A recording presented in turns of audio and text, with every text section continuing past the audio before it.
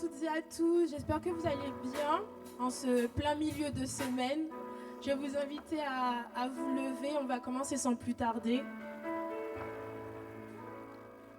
Et vraiment, pendant que vous mettez en place, vous vous levez, je vais vous inviter vraiment à vraiment remettre encore ce moment entre les mains de Dieu, parce que vraiment, c'est lui qui mérite la première place de ce temps. Et je crois assurément qu'il a quelque chose pour toi, il a quelque chose pour moi encore ce soir. Et comme aussi nous venons ce soir, non seulement pour recevoir, mais surtout pour lui donner encore notre louange et notre adoration. Amen. Seigneur, merci pour ta présence ce soir. Merci parce que tu as permis à mon frère, tu as permis à ma sœur d'être encore ici ce soir. Et nous reconnaissons que c'est une grâce, Seigneur Jésus. Alors vraiment, viens prendre encore la première place de ce moment. Viens tout diriger encore, Seigneur. Nous voulons t'établir le roi de ce temps parce que nous savons, Seigneur Jésus, qui tu es. Nous savons que tu es encore, Seigneur Jésus, le Dieu glorieux, le Dieu merveilleux et que personne n'est comparable à toi. Sans même, Seigneur Jésus, qu'on nous force à te louer ou à t'adorer, nous le faisons, Seigneur Jésus, tout simplement parce que tu es Dieu. Parce que tu es Dieu et tu es digne de ce temps. Parce que tu es Dieu et tu es digne encore de notre louange. Nous venons encore répandre nos cœurs devant toi. Nous venons encore te donner le meilleur ce soir. Nous venons encore te sacrifier le meilleur ce soir. Oui, Seigneur Jésus, ce soir, nous sommes encore assoiffés de ta présence. Seigneur Jésus, nous désirons encore aller plus loin, aller encore en profondeur avec toi ce soir. Seigneur Père, je prie afin que ce soir, la soif d'un frère, la soif d'une sœur puisse être assouvie encore, Seigneur. Parce que c'est toi encore qui est celui qui nous donne cette source de vie. C'est toi qui es notre source de vie. Alors nous venons encore devant toi assoiffés, disant que nous avons encore besoin de plus de toi. Disons que Seigneur Jésus, ce que nous avons déjà ne nous suffit pas parce que tu nous as créés pour toi.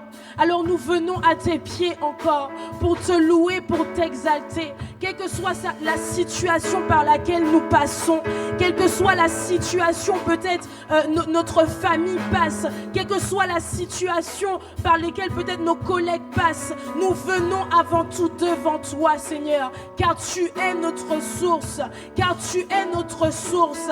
Non seulement tu es notre source, mais tu es aussi la source de nos proches.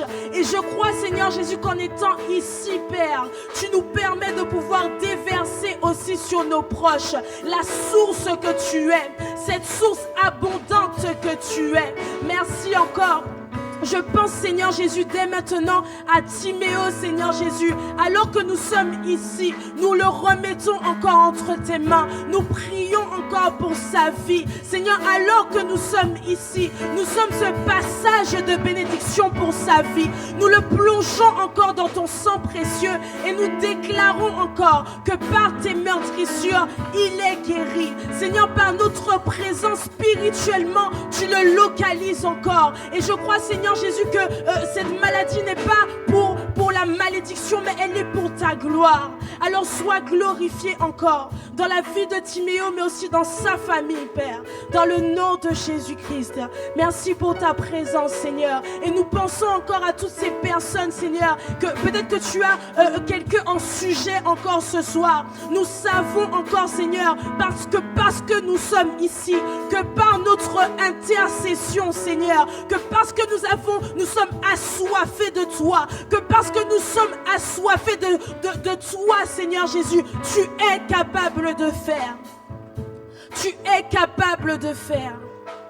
Alors ce soir encore, nous venons devant toi, Seigneur, parce que tu es notre source. Alléluia. Seigneur, me voici, assoiffé de ta présence.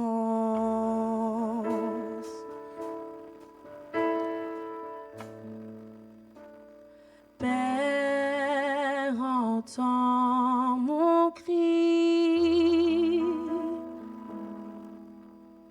celui de la délivrance.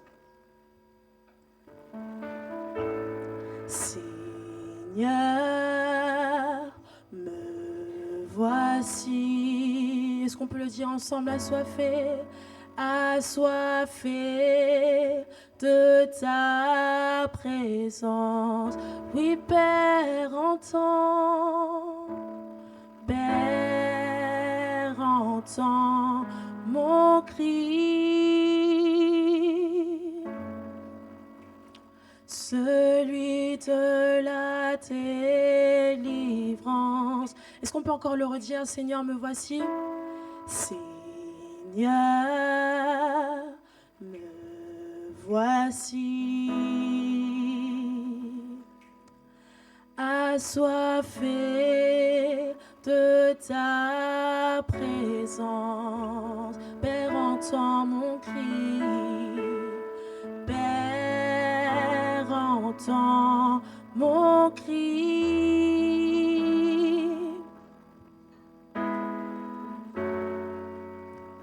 Celui de la délivrance. Alors nous allons déclarer: je veux ta rivière. Je veux ta rivière.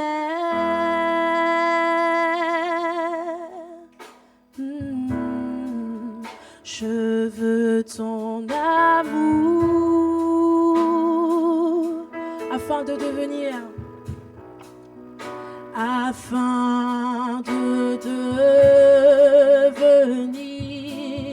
semblable.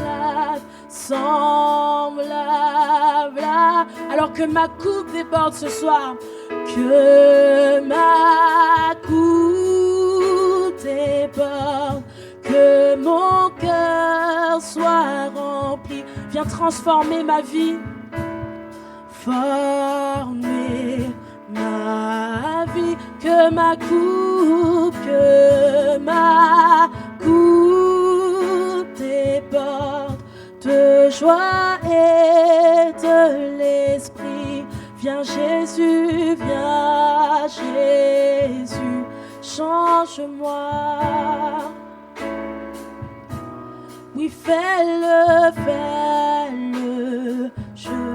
oui, est-ce qu'on peut encore le dire? Que ma coupe déborde, que mon cœur soit rempli. Viens transformer, Seigneur.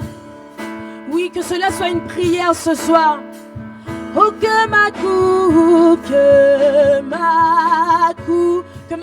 déborde encore pour ta gloire, Seigneur. Qu'elle déborde encore, Seigneur, pour toi. Alors viens, Jésus, change-moi. Oh, fais-le. Et on va le redire encore. Seigneur, que ma coupe déborde. Oui, que mon cœur soit rempli de toi, Seigneur. Et je dis encore, viens transformer ma vie.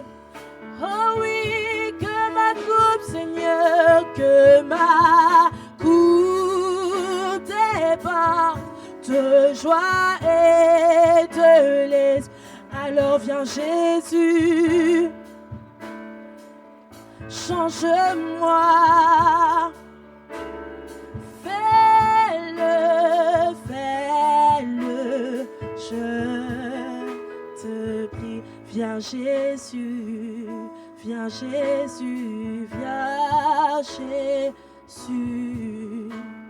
change-moi. Fais-le. Est-ce que tu peux encore le répéter? Viens Jésus, viens Jésus. Ne me change pas juste pour moi, Seigneur, mais viens encore me changer pour ta gloire. Que les autres voient à travers moi, qu'ils puissent te voir, Seigneur Jésus. Oui, viens Jésus, et change-moi. Fais-le.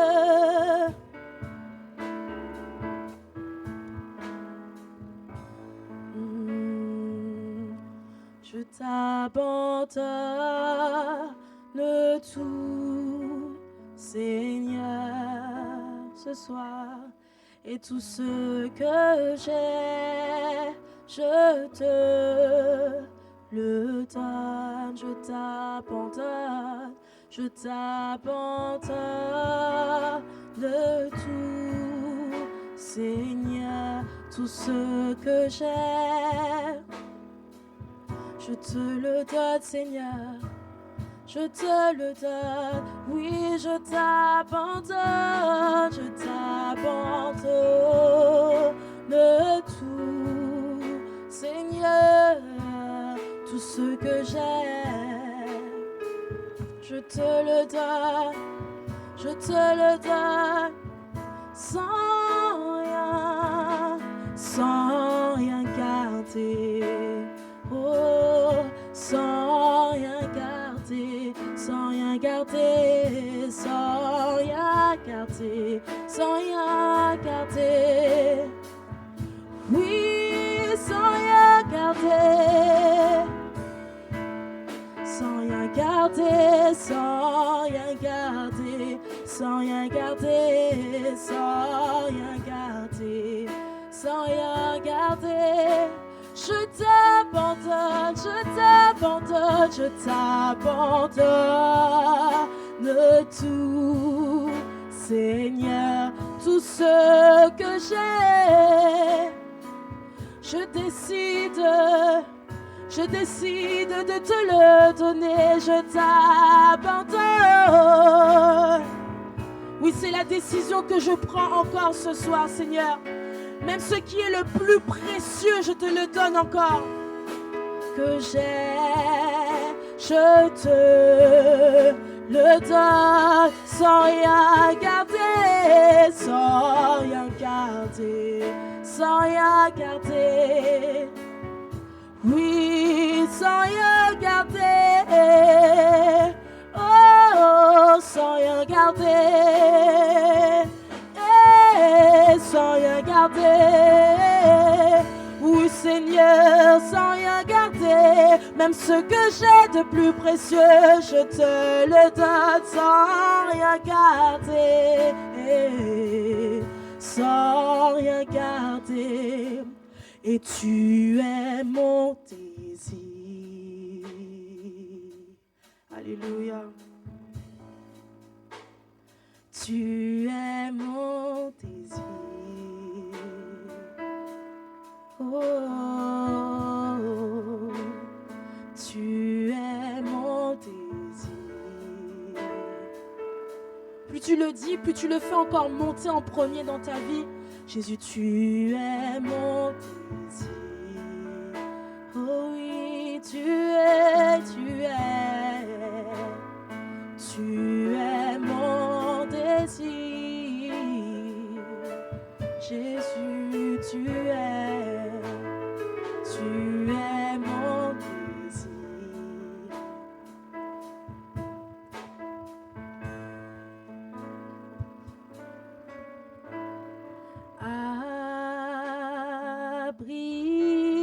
Abrite-moi sous tes ailes, Jésus, couvre-moi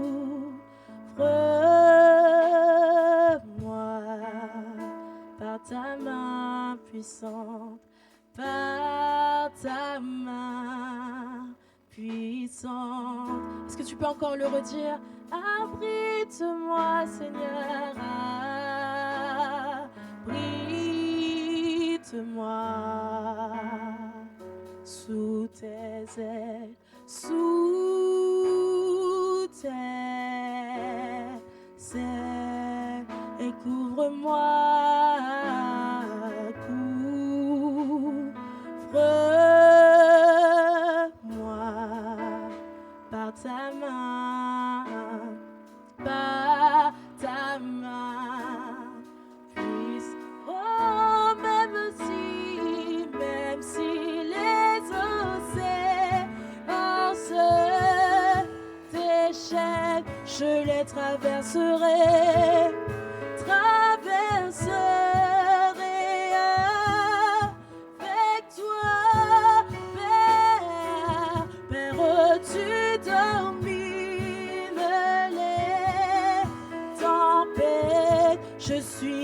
tranquille, je suis tranquille, car tu es là.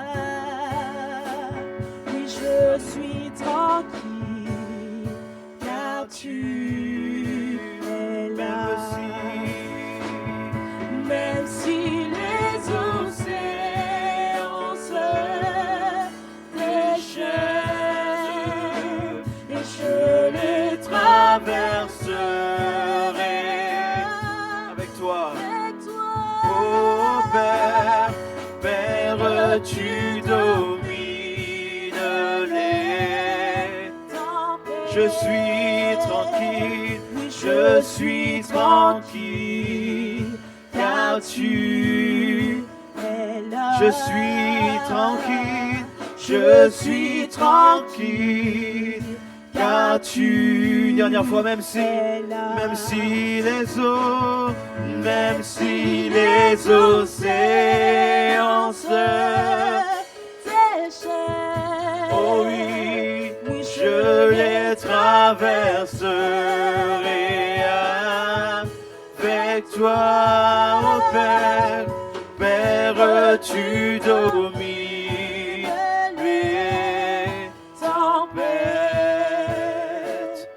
je suis tranquille. Alléluia. Car tu Merci Seigneur. es là. Je suis tranquille, je suis tranquille, car tu. es là. Je suis tranquille, je suis tranquille, car tu. es là.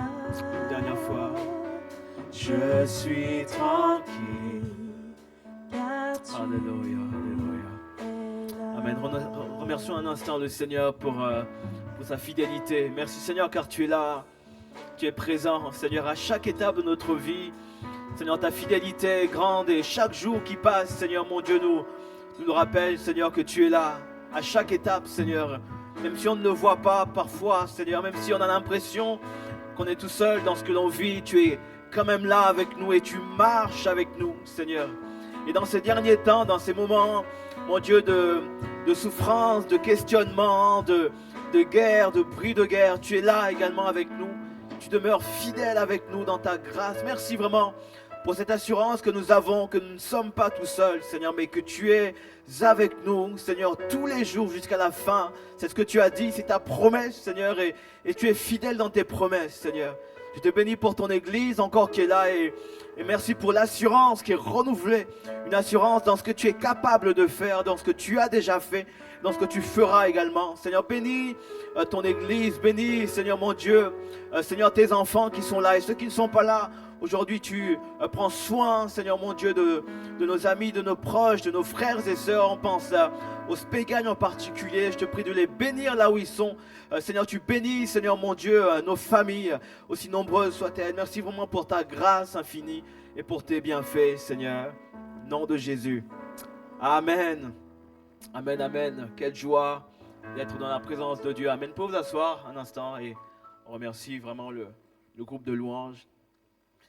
Nous sommes tranquilles quand il est là. Amen. Quelle grâce de pouvoir se tenir dans sa présence et on sait que quand Dieu est là, alors tout ira. Peu importe les circonstances, peu importe ce que l'on vit, on a l'assurance que tout ira bien parce qu'il est là. Amen. Et ce soir, justement, j'aimerais nous parler de sa présence dans les temps de la fin, dans les temps que l'on vit aujourd'hui. Et ce soir, j'ai envie de vous parler de la fin des temps, un thème qui n'est pas du tout à la mode en ce moment. Mais voilà, Dieu m'a parlé. Cette semaine, je cherchais sur quoi Dieu veut vous apporter. Et il n'y avait que ça qui me venait à l'esprit. Et je veux vraiment prendre le temps d'en parler. On n'aura pas le temps de parler de l'Apocalypse en entier, mais on va au moins parler d'un passage. Et j'ai intitulé mon message d'aujourd'hui, mon enseignement, « Vivre la fin des temps sans crainte ». Alléluia. Amen. C'est vraiment mon cœur ce soir et mon désir, c'est qu'on parte d'ici avec une assurance. Parce que le fait est que quand on entend des bruits de guerre, on entend tout ce qui se passe autour de nous, ce qui peut grandir en nous, c'est la crainte. Et on peut se poser des questions sur son avenir. J'ai même entendu des gens qui se demandaient s'ils allaient poursuivre leurs études, puisque ça ne servait à rien.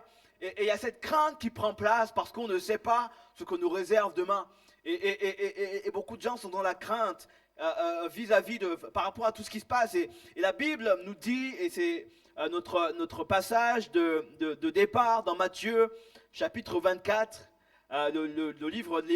l'évangile de Matthieu, chapitre 24, à partir du verset 7, il est dit au sujet de la fin des temps, une nation s'élèvera contre une nation et un royaume contre un royaume. Il y aura dans Matthieu, chapitre 24, verset 7, il y aura en divers lieux des famines et des tremblements de terre. Tout cela ne sera que le commencement des douleurs.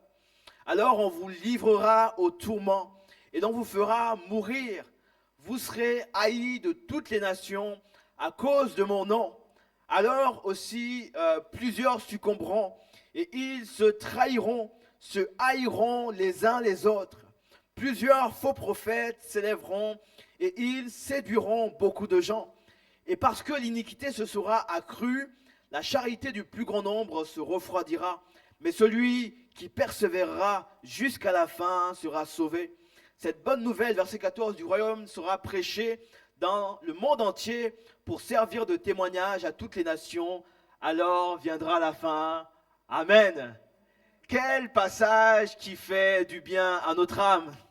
Est-ce que vous vous sentez renouvelé dans votre âme? Est-ce que vous sentez la paix de Dieu? Amen. Et pourtant, la fin des temps doit être un message d'espoir pour les chrétiens, pour nous, pour vous et moi, puisqu'en fait, il était pour les chrétiens de l'époque de l'Église primitive, et ça l'est également pour des chrétiens de notre époque aujourd'hui qui vivent de vraies difficultés. Et le fait est que la fin signifie pour beaucoup de ces personnes-là la fin des persécutions. Quand on va dans certains pays, on a des personnes qui souffrent d'être chrétiens, des choses qu'on ne connaît pas aujourd'hui en Occident de manière générale, mais que vivent des personnes dans des pays persécutés au quotidien. Et pour ces personnes-là, quand ils lisent l'Apocalypse, quand ils regardent à ces messages-là, dans Matthieu, etc., pour eux, il y a de l'espoir qui vient. Quand ils entendent que toutes ces choses vont se passer avant le retour du Seigneur, pour eux, c'est un soulagement. Parce que ça signifie que leur Seigneur revient. Et pour nous, ça doit être également le cas. La fin des temps, ce n'est pas un message qui est là pour nous faire peur, mais c'est un message pour nous rappeler que notre Seigneur Jésus-Christ revient. Alléluia. Et il y a une belle image qui est prise dans la parole de Dieu au sujet de la venue du Seigneur. On parle des douleurs de l'enfantement.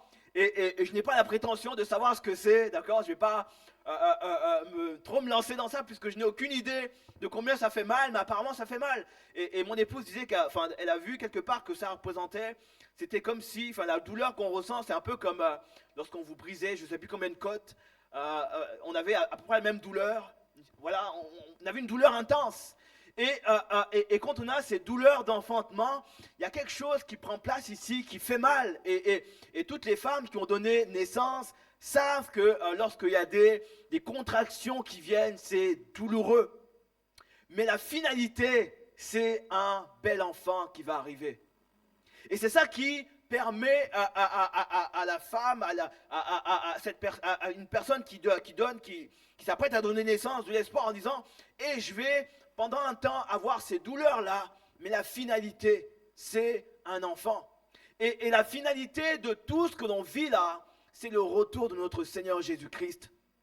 Et il y a vraiment cette promesse-là qui prend place et qu'il ne faut surtout pas que l'on oublie quand on regarde les infos, quand on regarde à tout ce qui tourne autour. Ce n'est pas tant la guerre en Ukraine, ce n'est pas tant le conflit entre la Palestine et Israël qui compte. Ce qui compte en réalité, c'est le retour de notre Seigneur Jésus-Christ. Amen, c'est ça le point final. Et quand on regarde à notre époque, à l'époque dans laquelle on vit, et quand on regarde même à toute l'histoire de l'humanité, il y a eu toujours des guerres, il y a eu toujours eu des guerres, des conflits, ça a toujours existé. C'est d'ailleurs pour ça que certains, dans l'épître de Pierre, certains disaient, quand les chrétiens disaient que leur Seigneur revenait, ils disaient, mais en fait, on a toujours eu des trucs, enfin, ça fait des années que vous dites ça, mais il n'est toujours pas là. Et ça fait des années qu'on dit que, à cause des conflits que l'on voit, enfin, ça fait des années qu'on dit que les choses que l'on voit sont des signes évidents du retour du Seigneur. Ça fait des années que les chrétiens disent ça. Et pourtant, on constate que ça fait 2000 ans, en effet, qu'on voit des conflits. Mais on est tenté de penser à ce moment-là que notre Seigneur ne reviendra peut-être jamais. Beaucoup de gens en sont arrivés, surtout les non-chrétiens, à penser que ce que l'on pense être le retour du Seigneur n'arrivera jamais. Et pourtant, la parole de Dieu nous fait comprendre dans ce qu'on vient de lire là, que ces signes-là vont être le signe annonciateur du retour du Seigneur. Mais comme avec les douleurs de l'enfantement, il y a toujours eu des guerres, mais le signe qui nous montre qu'on est au plus proche de la fin, c'est que les douleurs vont s'accentuer. Et comme une personne qui s'apprête à accoucher, et j'ai assisté, j'étais là, un témoin du périple, de ce qu'a vécu mon épouse pour donner naissance à Noah. Et on a ces contractions qui prennent place. Et au début, non, je ne vais pas dire que c'est juste, mais on ressent une douleur, on ressent quelque chose. Mais ce n'est pas encore suffisamment intense. Et plus on avance, et plus les contractions se répètent. Et il se passe justement un truc, c'est que plus on se rapproche de donner naissance, et plus les contractions se font de plus en plus vite et sur une courte distance. Et le Seigneur Jésus-Christ nous fait comprendre dans certains passages que on pourra comprendre qu'on est dans les temps de la fin, quand on verra les choses se rapprocher de plus en plus. Il y a toujours eu des guerres, mais quand on regarde à l'histoire, on en a de plus en plus. Il y a de plus en plus de souffrances. Il y a toujours eu des tremblements de terre, mais on en a de plus en plus. Et plus on avance, et plus les contractions se font de plus en plus avec un décalage de plus en plus petit. Et tout ça nous fait comprendre qu'on se rapproche de la fin. Et qu'on se rapproche, et c'est important pour nous, du retour de notre Seigneur Jésus-Christ. Et le chrétien du 21e siècle, doit, comme les chrétiens de tous les temps, se préparer au retour de son Seigneur. Non pas dans la crainte de vivre des choses, mais plutôt dans l'expectative de voir son Seigneur Jésus-Christ revenir. Et je sais que dans nos sociétés occidentales, la crainte est plus présente parce qu'on ne vit pas ce que certaines populations vivent au quotidien. Quand nous ici, on craint de vivre la guerre, pour beaucoup, c'est déjà là, c'est déjà leur quotidien. Et pour eux, ils ne sont pas effrayés, en tout cas beaucoup moins que nous, quand ils voient certaines choses se dérouler. Quand un chrétien d'Afghanistan ou de pays où il y a de la guerre voit des choses aux infos, pour eux, c'est un petit peu ce qu'ils vivent déjà. Ils ont déjà, et c'est déjà le cas dans le monde, il y a déjà, ils vivent déjà, ils sentent déjà, ils ressentent déjà les douleurs de l'enfantement. Et pour eux, comme pour nous, ce doit être un sujet de joie, de dire que plus on avance et plus les contractions se rapprochent. Alléluia.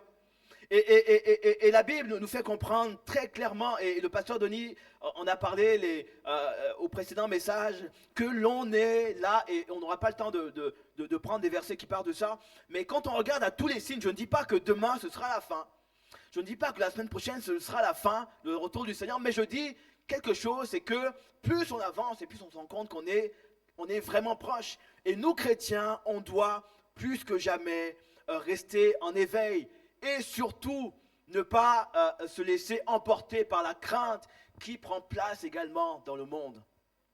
Et beaucoup de gens, je me souviens quand c'était le Covid, il y a eu il y a eu plein de gens qui s'envoyaient des messages, etc. Et on avait l'impression qu'en 2019, 2020, que ça aurait été la fin du monde. Et je ne dis pas qu'il n'y a pas de mal à s'intéresser à ce genre de choses, mais j'ai bien peur que des fois, on est tellement intéressé par le moment, la date, etc., qu'à force de chercher quand est-ce qu'il reviendra, quelle est la date exacte, à force de faire ce genre de recherche-là, on nourrit plus la peur que la foi.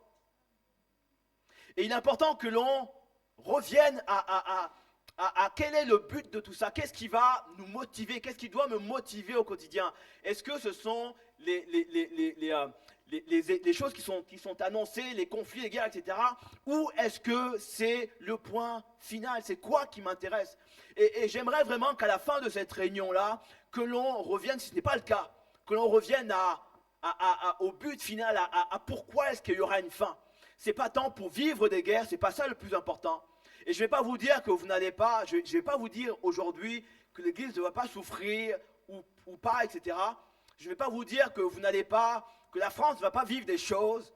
J'aimerais juste que l'on revienne à ce qui est important en réalité. C'est le retour du Seigneur. Alléluia. Et j'ai écouté, alors que j'étais à la pastorale avec Michael la dernière fois, de témoignages de gens qui vivaient des persécutions.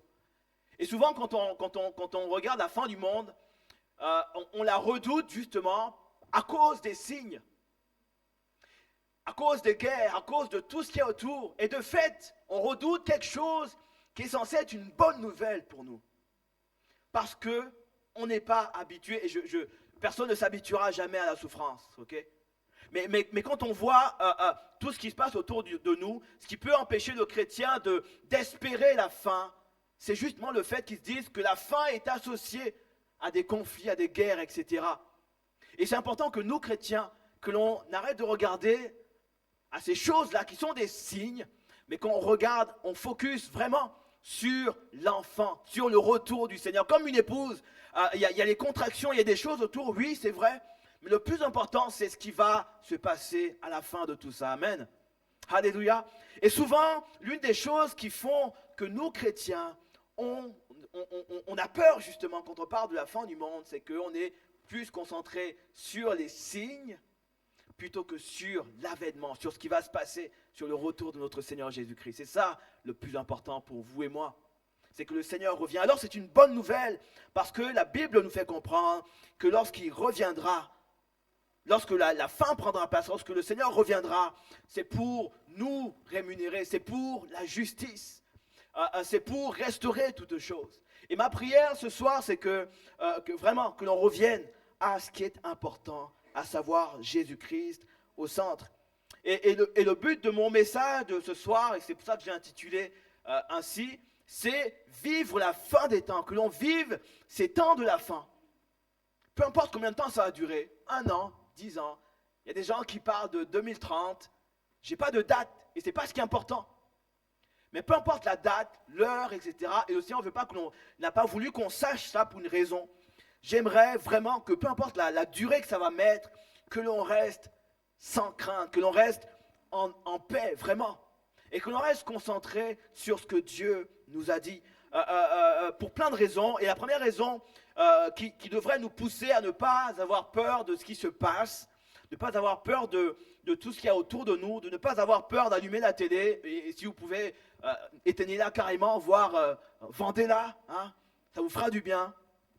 Mais la première raison qui doit nous pousser à nous réjouir de ces temps de la fin, en toute, dans la paix de Dieu, la première chose, c'est de savoir que dans les temps de la fin, le Seigneur Jésus-Christ est avec son Église. Alléluia. Et la Bible, et on le voit très clairement dans Apocalypse chapitre 1, verset 10, il est dit dans Apocalypse chapitre 1, verset 10, au sujet de l'apôtre Jean, il est dit « Je fus ravi en esprit au jour du Seigneur. Et j'entendis derrière moi une voix forte, comme le son d'une trompette, verset 11, d'Apocalypse 1, verset 11, qui disait « Ce que tu vois, écris-le dans un livre et envoie-le aux 7 églises, à Éphèse, à Smyrne, à Pergame, à Thyatire, à Sardes, à Philadelphie et à Laodicée. Je me retournai pour connaître quelle était la voix qui me parlait. Et après m'être retourné, je vis 7 chandeliers d'or. Et au milieu des 7 chandeliers d'or, quelqu'un qui ressemblait à un fils d'homme, vêtu d'une longue robe et ayant une ceinture d'or sur la poitrine. Sa tête et ses cheveux étaient blancs comme de la laine blanche, comme de la neige. Ses yeux étaient comme une flamme de feu. Verset 15, ses pieds étaient semblables à de l'airain, comme s'il eût été embrasé dans une fournaise. Et sa voix était comme le bruit de grandes eaux. Et il avait dans sa main droite 7 étoiles. De sa bouche, sortait une épée aiguë à 2 tranchants et son visage était comme le soleil lorsqu'il brille dans sa main, dans sa force. Quand je le vis, je tombai à ses pieds comme mort et il posa sur moi sa main droite en disant « Ne crains point, je suis le premier et le dernier. » Alléluia. Regarde ton voisin qui commence à avoir peur et dis-lui « Ne crains rien. » Ne crains rien. Et dans ce passage-là, on a une image, une belle image que l'apôtre Jean voit. Il voit pas mal de symboles, il voit plein de symboles. Et vous pourrez lire par la suite, la suite de ce chapitre-là. La suite explique ce que signifient les symboles. Mais je vais vous donner ici les significations. On nous parle ici de chandeliers d'or, de 7 chandeliers d'or. Et la Bible dit qu'au verset 13, et au milieu des 7 chandeliers, quelqu'un qui ressemblait à un fils d'homme. Et on voit plus loin que les 7 chandeliers représentent 7 églises.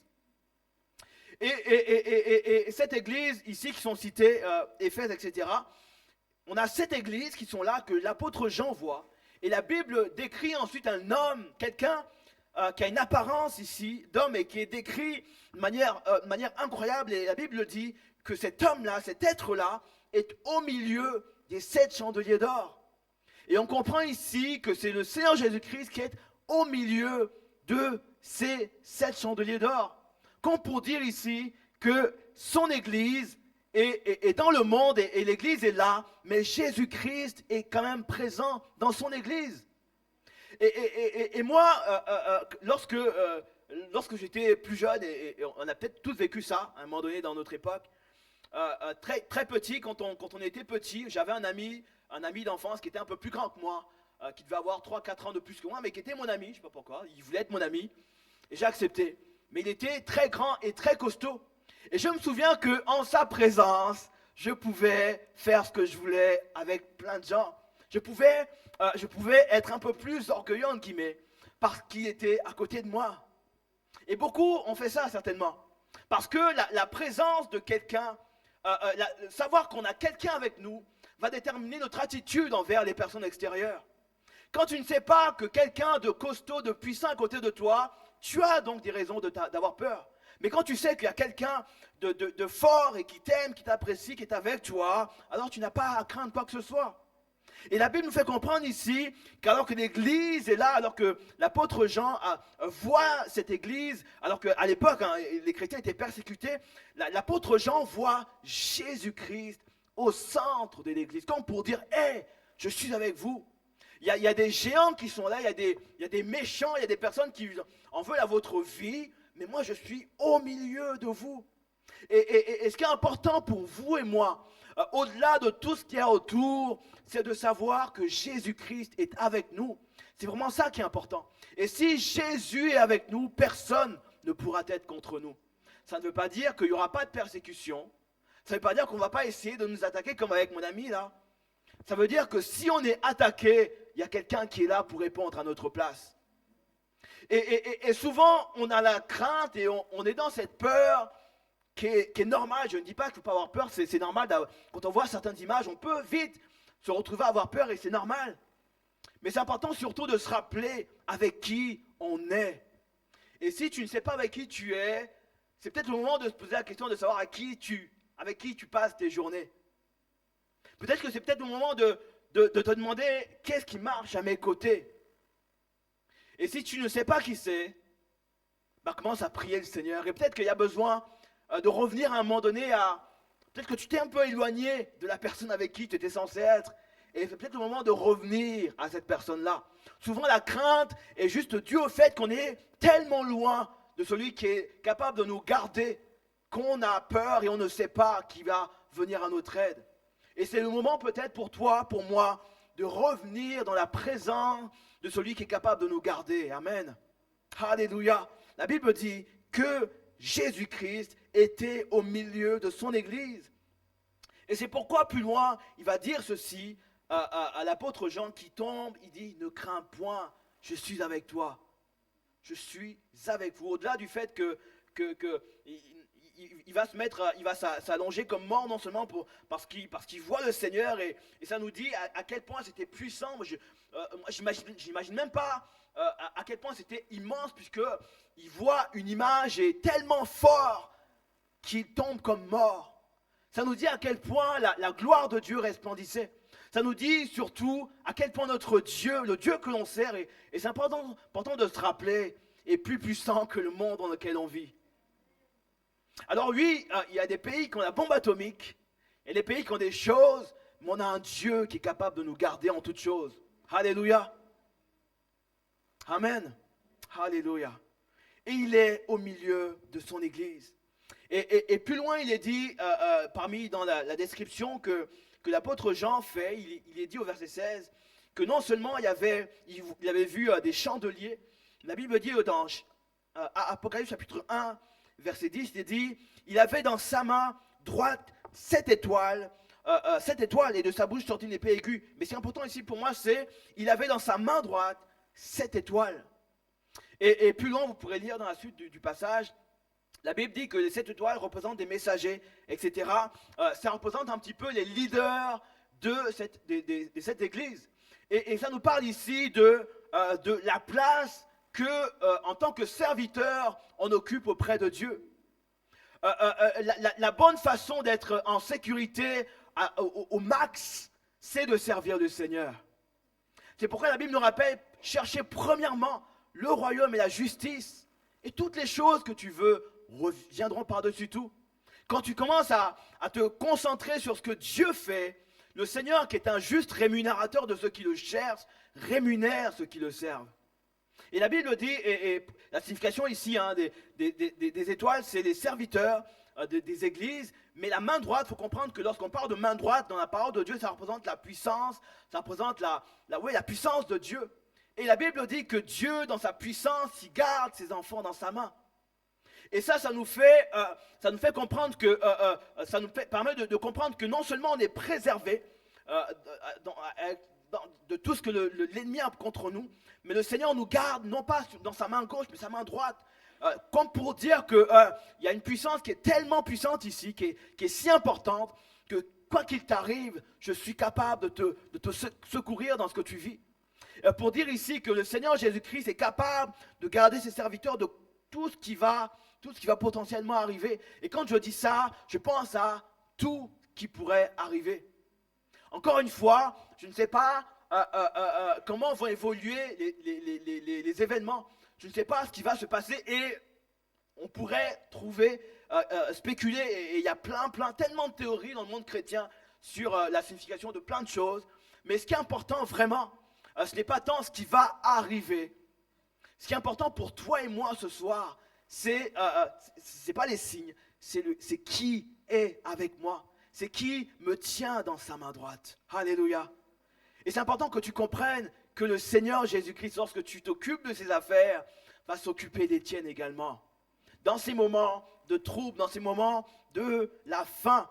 Alors tu n'as pas à craindre, je n'ai pas à m'inquiéter, je n'ai pas à craindre quoi que ce soit, tant que ma vie est dans sa main droite. Alléluia. Tant que ma vie est entre ses mains, je n'ai pas à m'inquiéter. Alléluia. Alors j'aimerais dire à quelqu'un ici, peut-être que les événements sont effrayants et c'est vrai, mais ce qui doit t'importer aujourd'hui, c'est est-ce que ma vie est dans ses mains? Est-ce que je ne me suis pas un petit peu éloigné de sa présence? Est-ce que j'ai perdu le contact avec le Seigneur?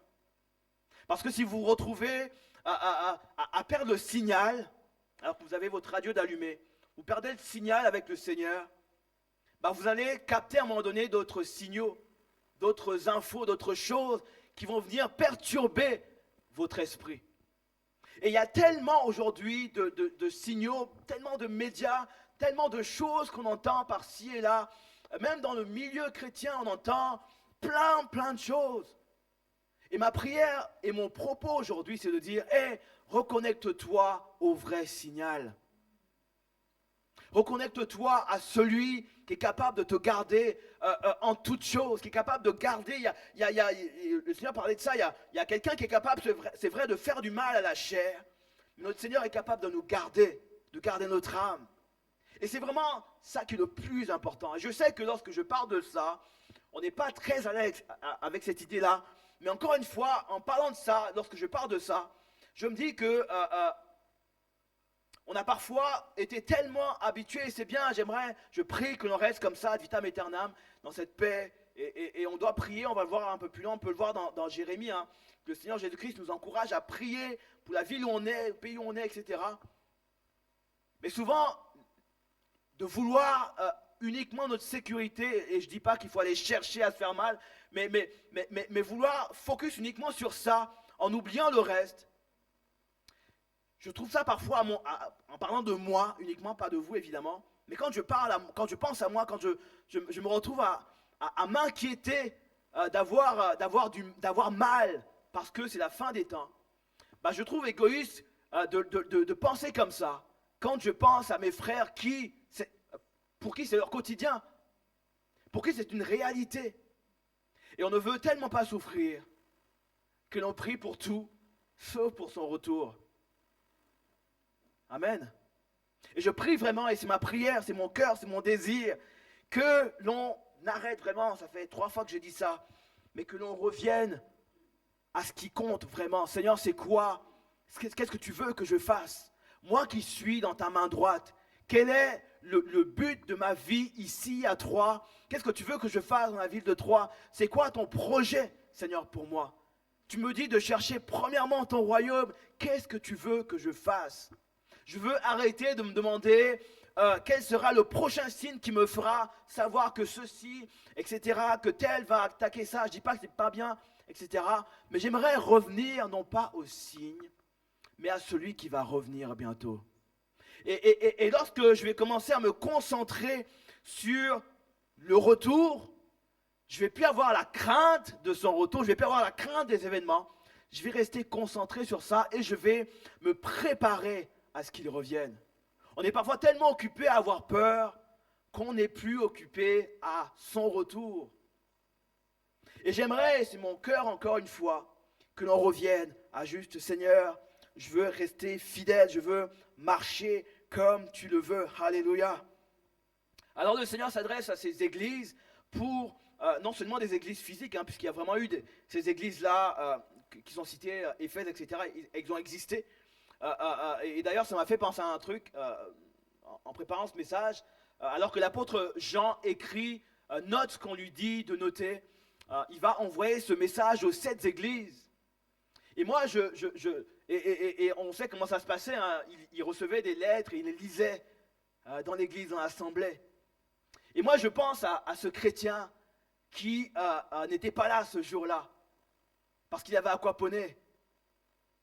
À beaucoup de chrétiens qui, comme la Bible dit, abandonnent l'assemblée, abandonnent leur vie avec Dieu. Je ne dis pas qu'on n'a pas à faire des choses à côté, il y a plein d'activités à faire et tant mieux. Mais j'imagine ce chrétien, peut-être dans la crainte d'être persécuté, qui a dû aller faire autre chose que d'assister aux réunions avec son assemblée. Et moi j'imagine les frères qui lisent la lettre de Jean et qui sont renouvelés en eux parce qu'ils ont lu un message d'espoir. Et l'une des raisons qui fait que l'on est dans la crainte, c'est parce qu'on arrête, on ne nourrit plus assez notre homme spirituel. La Bible nous encourage dans Hébreux chapitre 10, verset 25, n'abandonnez pas votre assemblée, comme c'est la coutume dans Hébreux 10, 25, comme c'est la coutume de quelques-uns, mais exhortons-nous réciproquement, et cela d'autant plus que vous voyez s'approcher le jour.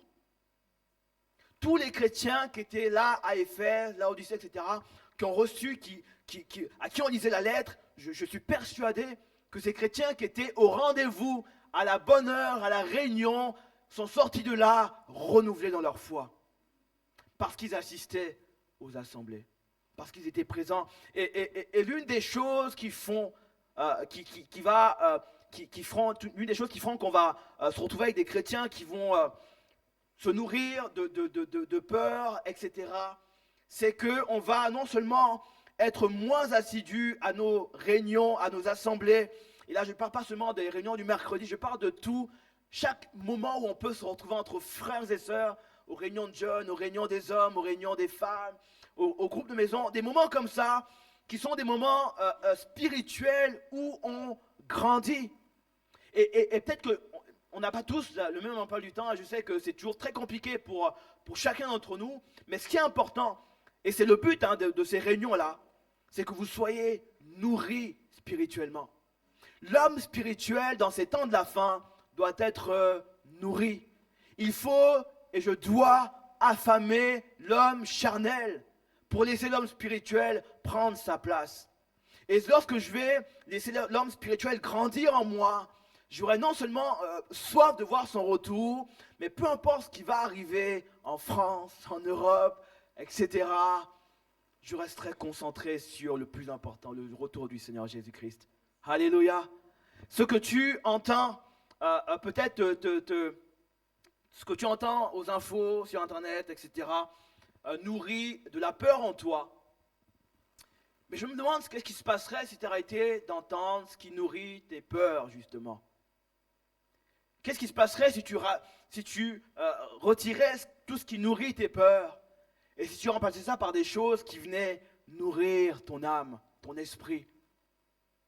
Et souvent, la seule chose qui nous permettrait de retrouver un petit peu de paix, de quiéter, c'est juste de faire taire les voix qui nous empêchent de nous concentrer sur ce qui est important et de commencer à ouvrir la parole de Dieu, à assister à des réunions, à passer du temps à nourrir l'homme spirituel en nous, qui lui attend le retour du Seigneur. La Bible dit que l'esprit est bien disposé, mais la chair est faible. Notre esprit, il n'attend que ça. La Bible dit que la création tout entière attend. Et c'est seulement lorsque tu vas nourrir l'esprit en toi, l'homme spirituel, que lui, tout en toi va avoir envie d'attendre son retour. Et la crainte, les peurs que tu ressens aujourd'hui vont commencer à disparaître. Je ne dis pas encore une fois, et j'insiste sur ça, je ne dis pas qu'il ne va rien se passer.